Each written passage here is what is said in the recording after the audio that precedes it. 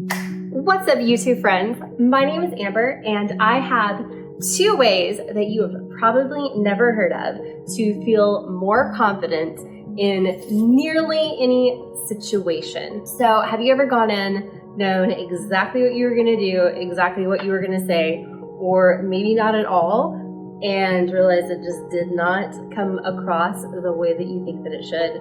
Well, a lot of that has to do with confidence, and the feeling that a lot of that has to do with confidence, and that comes across in the way that you move, your body language, just your overall vibe, if you will. So number 1 is something that I use before I get on stage to speak.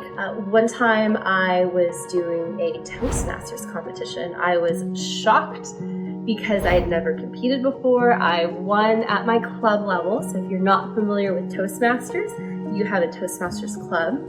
And Toastmasters is a group of people that get together for the express purpose of getting better at public speaking. So I was doing an evaluation competition. I won at my club level. I was shocked. So then you get to go and compete at your district level, which had 4 other people competing against, and I had never done this before. And whenever you've never done something, most of us, myself included, can get really nervous or really anxious, and that's okay. I'll have tips in future videos for how to handle that. But for this one, I was so nervous, and no matter what I was telling myself, like, I'm gonna do good, here's what I'm gonna do, you know, all the things that you're gonna say, none of that was calming me down. And I knew that I was going to walk on stage and sound like an anxious, nervous mess if I didn't get myself under control. So I walk in, it is at the public library. I walk in, see what's going on, I sign in, I put on my happy face, my little heart. My little heart is still going like this. And y'all wanna know what I did? I go into the restroom, I go into a stall, and I put my hands up like this, and then I do like this in a Superman pose. And the people that were on the other side of the stall probably thought I was absolutely bonkers.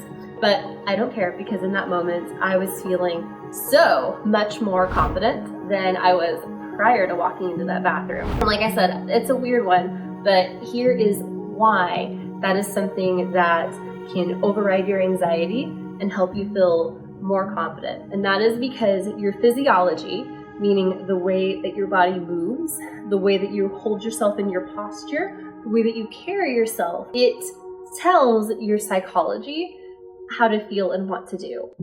So that can go both ways. If you're feeling sad, depressed, what does that look like? You have slumped shoulders, you might not move as quickly, you might not speak in nearly as confident a voice. But if you're feeling strong and able and confident, people stand taller, their shoulders are straight, they might be more animated, and they also might move more calmly, or they might move more quickly depending on their personality.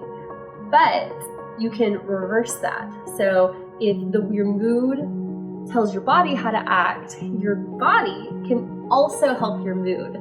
So there was a study done, which I will link below, following people that were blind from birth to see whether or not they had the same body, the same gestures of people that could see. They're trying to figure out if this was a nature or a nurture situation whenever it came to movement. What they discovered is that there are many, many movements that are just automatic. They're just part of the human experience. One of which is the Superman pose, whenever you're feeling strong, whenever you're feeling empowered. And the other one is the one that you would do when you win something, you're excited, yes, after a race. So that's what I did, was I went into that bathroom stall like an absolute weirdo, and I just stood there. And I imagined winning my competition. And I imagined winning it until I felt just a little bit better and was able to go out there, give my performance, and guess what?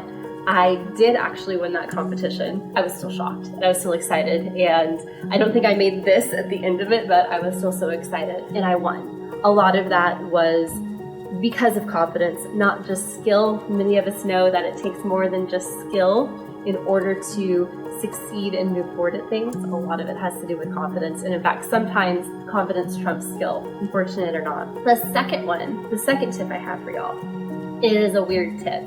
So try it out, see if it works. It may work for you, it may not, or maybe play with it and see if it works in one way or another. That tip is to create a persona. So let's say there's something that makes you nervous.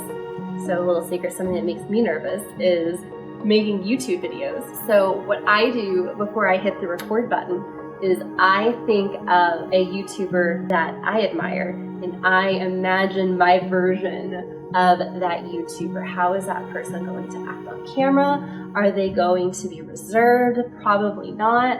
Are they going to have a lot of great vocal inflections?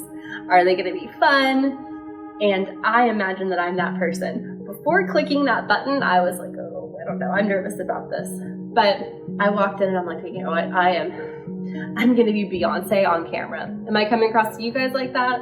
Probably not, but I'm still coming across 100 times better than I was prior to clicking that button. So those are my two odd, strange tips to feel more confident. Number one is let your posture inform your mood. So even if you're not feeling it, force your body to be in a more confident stance, maybe even do some victory or some Superman poses. And then my second one is to create a whole persona for yourself to step into for whatever situation that is. So if you like this, please like and subscribe.